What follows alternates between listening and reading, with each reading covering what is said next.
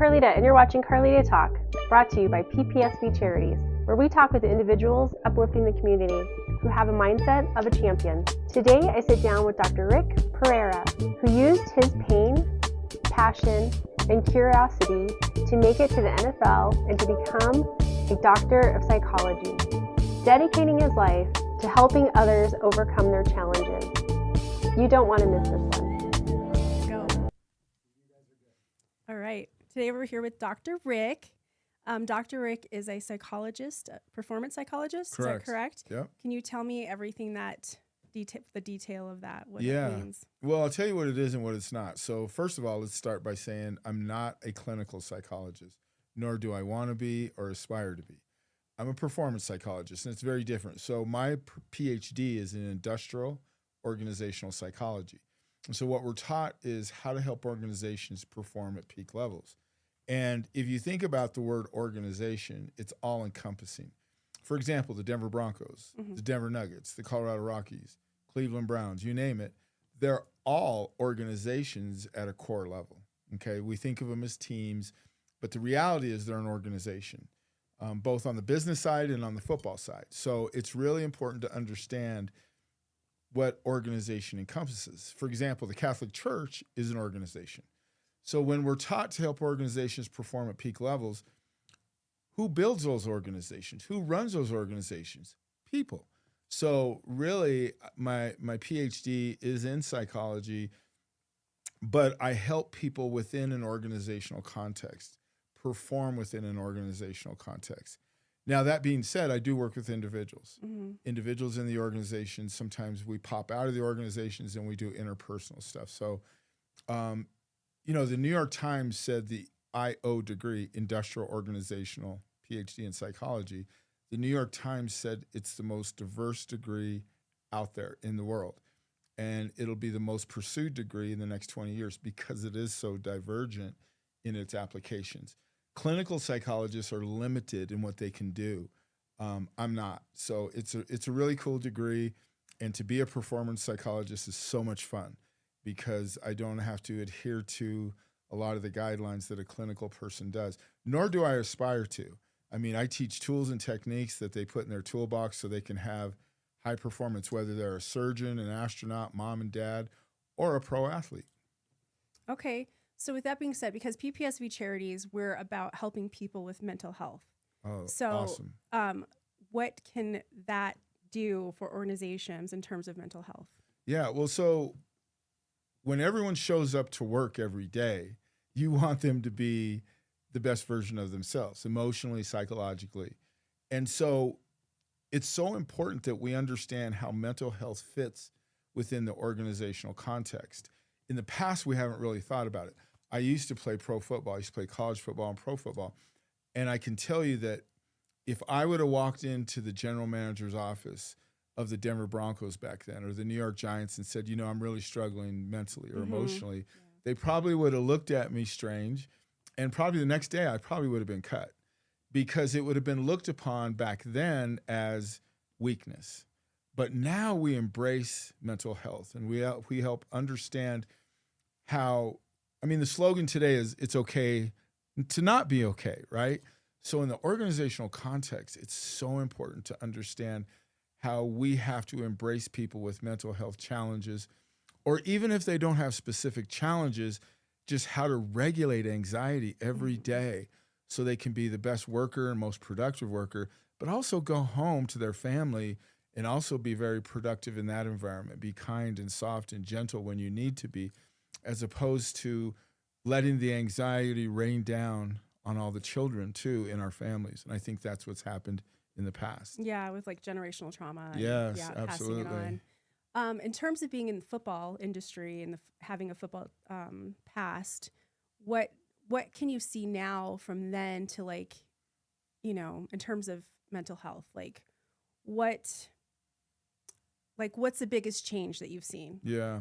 Well, there's two changes that are really stand out in my mind. One is that all NFL teams are now required to have mental health skill personnel on their staff. In the past, they were not required. Now they're required. In the past, the mental health in the NFL was based on pathological issues. Like, okay, our quarterback's struggling. He has a drug dependency, or he has a domestic violence charge against him. Something pathological. Pathological means like what's wrong, what's going wrong in your life. And that's what clinical psychologists focus on, right? But now it's so much about wellness. It's not just mental health, it's wellness. Like, what plans can we put into place in NFL teams to help players be very productive off the field with their families? You know, when I played football, in our off time, we just went kind of crazy. We went to clubs, we went out, that was the way we blew off steam. Now, in a wellness plan, there's plans for players to do things like play golf on off days, play tennis, go to the local country club and use the steam bath and the hot tub and do a lot of self-care work, as opposed to going out and drinking and That's great. dating 15 women at one time or whatever it was. So the wellness plan is the second largest change. Number one is that it's okay to not be okay. That's a change from when I played. And then number two, that there are now wellness plans every team has in place to help players be regulated off the field too. Because I've heard, I was the Broncos psychologist when we won Super Bowl 50. And one of our players, Ryan Harris, who does a lot of work in the media locally here now, he's retired. He says it really well. He says, like, those 3 hours when we're on the field, we're in complete control then, because we know what to do, we know how to do it. But it's all those other hours, those other 21 hours when we're not on the field, that we kind of feel out of control. Like, what do we do? What do we do with our time? And then you got people coming at you wanting attention, wanting a piece of you in some way. So, but those are the two major changes I've seen over time. And do you help the players when you're working with teams and stuff? Do you help the players understand, like put things in place of what they can do for their performance and for their health and for their wealth and for their longevity of their family? And, Yes, Yeah. Absolutely. Because while they're in the facility, we have a plan for them. Like, the players can come up and see me. They book a time, they come up and see me, and it's, I call it kick it. We just talk. It's not necessarily therapeutically based. It's like, what's going on in your life? So many players just need to talk. And that's therapy. Yeah. Yeah. But they just need to somebody talk. to, They just need to kick it, like laugh a little bit and talk about something that's going on the outside. I once had a player come in and said, Dr. P, he says, I got to figure out how to organize my time. And I said, well, what's going on? And he's like, well, I'm dating like 4 girls, and so I can't, and I was like, okay, bro, well, maybe let's cut it down to 2. But just talking to them about their life, things that have gone on in their life. I mean, there's every NFL team has what they call their top 30 before the draft. And they bring in the top 30 players they're looking to draft before the draft. And they would come in and see me for an hour. They'd go in and see the weight training guy. They'd go in and see the nutritionist. But when they'd come in to see me, these are guys that I'd never met before. I'm telling you, okay?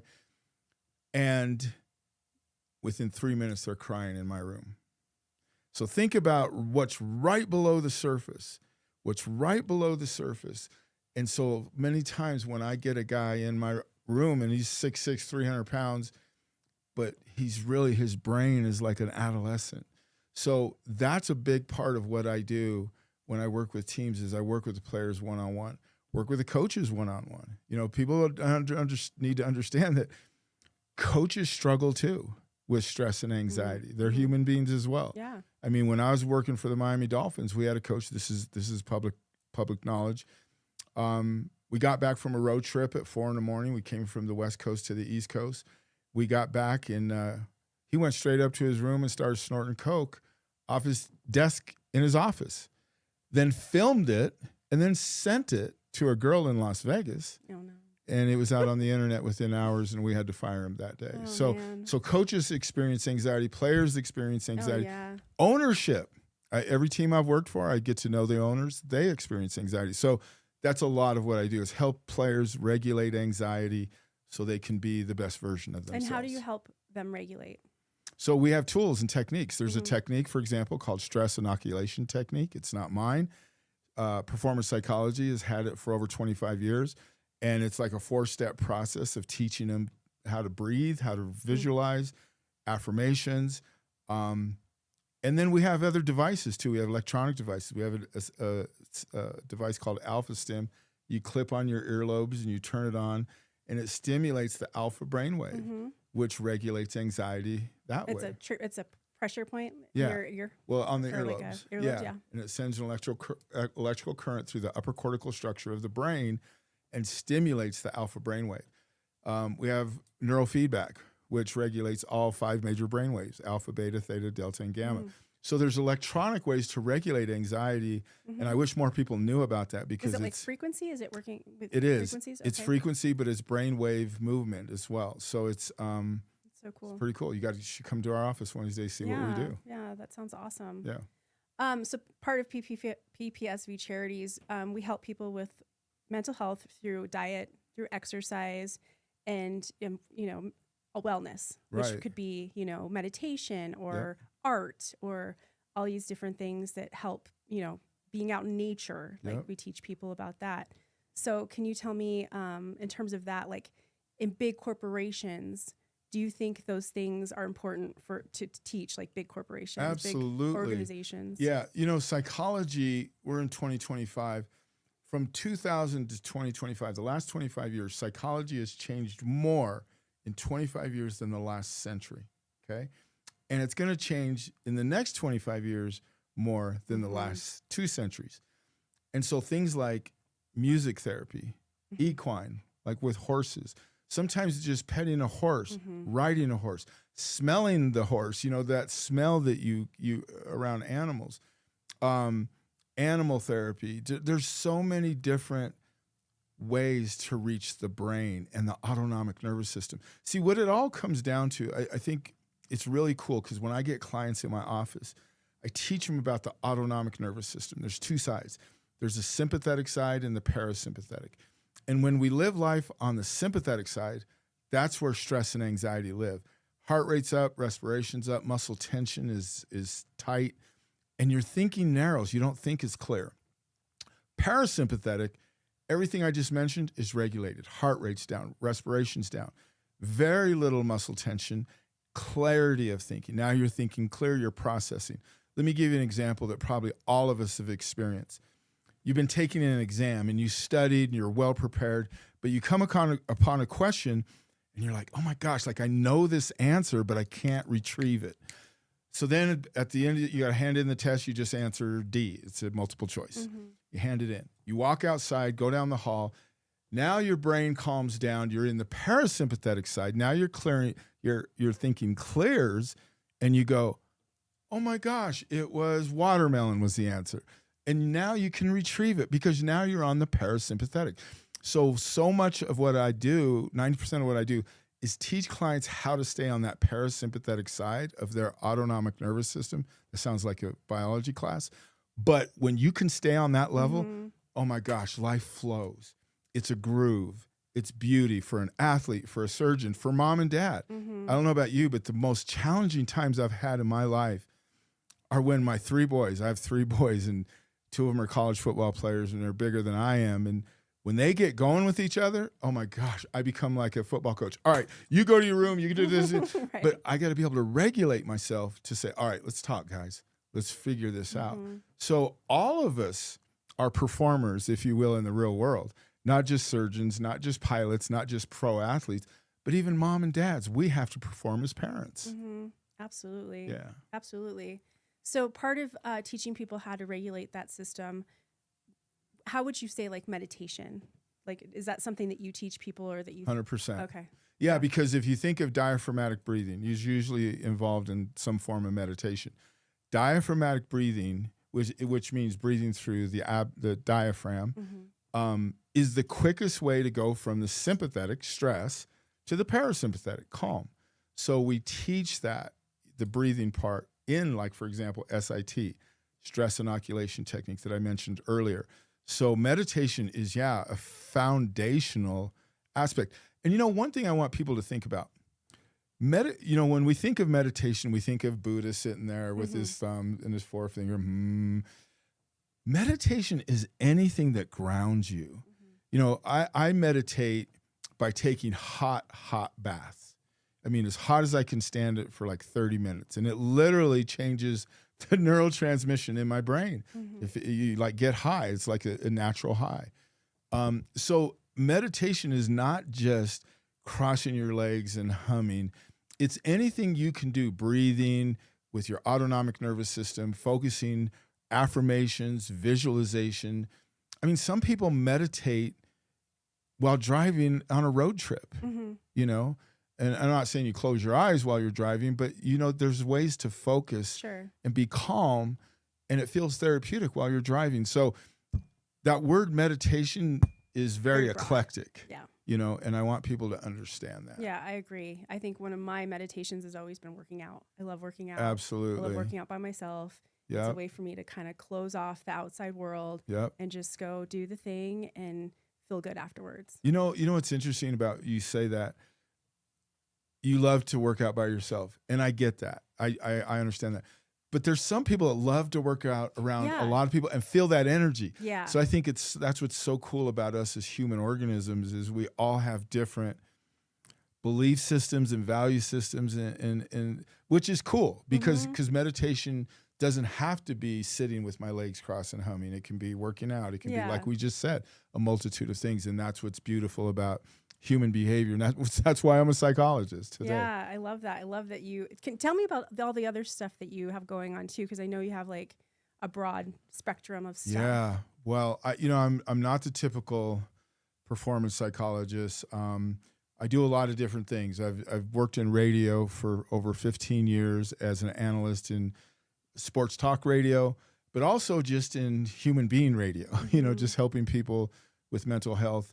Done a lot of television here locally and nationally as an analyst, again, about human behavior and the mental side of human behavior. We have a lot of adolescents out there. Adolescence, by the way, is from 10 and a half to 25. The prefrontal cortex doesn't stop developing until you're 25. There's so many adolescents out there that don't think about what we call the neck up.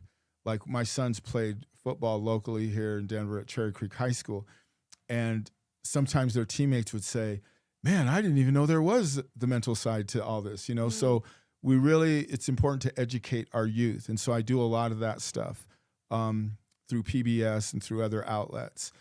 I've been really fortunate because getting out on the radio got me a lot of a lot of publicity as a psychologist. And what happened one day is I was on the radio and I was traveling back and forth because I was the Broncos psychologist, Super Bowl 50, 2015. And then after we won the Super Bowl, I immediately went and worked for the Miami Dolphins. I wanted to climb a different mountain, Plus I love South Florida. It's so diverse and all that. So, but I would come back and forth to check on my business here. And a Hollywood writer heard me on the radio.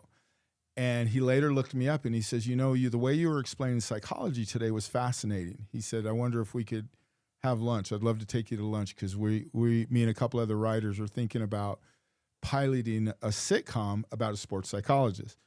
Anyway, long story short, that was probably 2017, the original time. And here we are in 25. And so we've been bought by Adam Sandler's company called Happy Madison. And we're going to develop a sitcom about my life and about about the way, because I reach people in really different ways. Yeah. I'm dressed pretty normal today, but typically I dress pretty funky, but it's not an act. It's who I am. Yeah, I love that. And what it does is for a lot of people, they come in and go, dang, you don't seem like a psychologist. You seem pretty cool. And one of the greatest compliments I get is someone says, there's no way you're a psychologist. I had an NFL coach tell me, there's no fucking way you're a psychologist. And I said, yeah, I am. He goes, there's no way. And I said, why? And he says, because you're just a regular cool guy. Isn't that a sad commentary? It is. It's pretty wild, yeah. That we think if you have a PhD, you can't be cool. Yeah. Yeah. Tweed jacket, wire rim glasses, beard. Right. Boring. Boring, right? Yeah. Very, very vanilla. So anyway, I'm doing a lot of different things like that, a lot of different, I guess that's it. There's probably other things that I'm not thinking of right now, but just really help people from all different walks. And, one of the things that I would love to do in the future is help people of color, brown and black, embrace mental health more readily. Because in our communities, I'm Latino, there's a machismo that a lot of people say, no, I'm good. I'm good. Yeah. Are you okay? I'm good. No, you're not good. And the people that say I'm good are usually the ones that are really not good. Right. So I really, before my days are done, I would like to make an impact on that world somehow, where we help brown and black, not only brown and black, I don't mean to be exclusionary, anyone who really wants, who feels like it's not masculine or it's not tough to be able to seek mental health. That's also a generational thing too. I think, you grow up with your dads and their dads and, your family saying, oh, the men, we're good. Everything's good. Like, toughen up. Yeah. Toughen up. You don't need to show that. You know, it's like, no, we can show it. It's okay. It's manly just to cry once in a while. It's okay. Right. Yeah. Well, that's interesting because my dad, bless his heart, when he was here, he was such a soft, kind man, but he could flip a switch. Right. And he could become the boogeyman himself, but he had that soft, gentle side that he would talk to me and he would share with me. And, I really think the reason I became a psychologist, because I had trauma early in my life that really set me that way. But I think my dad had a huge influence on me being empathetic and compassionate for people, because my dad was that way. Yeah, I hear you. My dad was too. Yeah. Yeah, that's awesome. Yeah, so. That's great. Yeah, I think this was a great time today. I really appreciate you coming and sharing with us, and hopefully you'll be able to share with us again, because this is going to be an ongoing thing. Yeah, do we have a minute that I can? Of course we can. Yeah, go let me share something with you. I think that will help the listeners and or viewers. I mentioned that I had trauma, and I want people to know out there that have had trauma and had major challenges in their life that they can overcome it. Let me just briefly tell you what happened. So when I was 7 years old, my 18-year-old brother was murdered. He was stabbed and killed at a party by his best friend. I was 7 years old. I didn't even know what was going on, right? And back then, there wasn't therapy, right? So I didn't see therapy. My parents didn't get me involved in it. But from 7 to about 14, I really struggled. I just was angry and hurt inside. By the way, hurt and fear are primary emotions. Anger and frustration are secondary emotions. So when people say, no, he's not hurt, he's pissed off. No, he was hurt first. Right. And then we pop so quickly to anger, frustration. Yeah, something made him angry. Yeah, something, the fear and hurt is at the root. But I was so hurt that all I did was fight from 7 to 14 in my schools and at the bus stop and you name it. And then I found football. And football gave me a purpose. And it gave me somewhere to go every day. And I could be violent legally. I could hit people, right? I played defense. I played linebacker. And but one day I went to school my sophomore year, and my guidance counselor called me in her office. And she knew my background. She knew that I'd had a brother that was murdered. And she called me in her office, and she says, Ricky, they used to call me Ricky back then. And she says, I want you to take a look at this textbook. And she handed it to me. She said, we're going to offer this class next semester. And it was a psychology book. And she goes, take that book home and tell me what you think and let me know if you want to take it next semester. I took that book home. I didn't put it down for 4 hours because I was reading it and I was like, oh my gosh, it's explaining. Because the question for me was always, why? Why did that guy stab my brother? There was a why, like, and so I was reading about how people behave and why they behave maladaptively, like out of the norm. And it was giving me so many answers. And so I took the book back 2 days later and I said, sign me up. So that was my first psychology class. And I tell people 2 things happened. Football gave me a purpose, psychology saved my life because it gave me somewhere to put that trauma, and there was answers for me. It was my therapy to keep reading about it. And then I went on to college and got a bachelor's degree, master's degree, and then PhD. But here's the message for the listeners and viewers. You can turn trauma into fuel in your life. You know, Tupac Shakur said there's beauty in the struggle, right? There is beauty in every struggle. And I want people to know that every struggle. Don't tell me like you don't understand. No, my mom and dad were murdered. My brother was murdered when I was 7, and that was my dog. He babysitted me every day. I'd ride my big wheel down the street and he'd whistle. I knew that was time to come back. That was my dude, man. And I lost him in one instant. Yeah. So if I can take that and turn it into fuel and make it into beauty. I mean, I'm telling you right now, everything I do, Carlita, is, you know what? You know why? It's my brother. I am this way because of my brother. I'm passionate. I just attack things with full speed. I love people. I love helping people. It's because of my brother's murder. Yeah. Now, I'm not saying you should go out and hope for trauma. Right. But if trauma happens, don't let it ruin your life. Don't let it get a hold of you. You take control of that and you turn it into fuel in your life and become something more. You know, I'll finish by saying this. My oldest brother, who's still alive, he says, you know, you're a godsend to mom and dad. And I said, why? And he says, you know, because my parents lost 2 kids. I had a sister that died of polio before I was even born. So they lost her, and then they lost my brother to murder out of 5 kids. And he says, they lost 2 of their kids, and then you came along, you're the baby, and they used to love to go watch you play high school football. They used to love to watch you play college football. And then when you signed your contract with the Broncos, mom was just beside herself. You know, she was like, oh my gosh, my son. My little Hito is an NFL player. So he says, you gave him so much beauty after that trauma. So I'm telling you, people, there's beauty in the struggle if we're just willing to find that beauty in every struggle. And it's there if we find it. Absolutely. I love that. I want to cry. Thank you for sharing. Absolutely. Yeah, thank you for beautiful. having me. Yeah, I appreciate it. Well, thank you. Okay, baby. Wow. How was that? That was great. That was great. What an inspiring conversation. Proof that pain, purpose, and passion can take you anywhere. If you or someone you know has a story worth sharing, sign up on our website to be our next guest. Don't forget to like, follow, and subscribe to PPSV Charities for more powerful conversations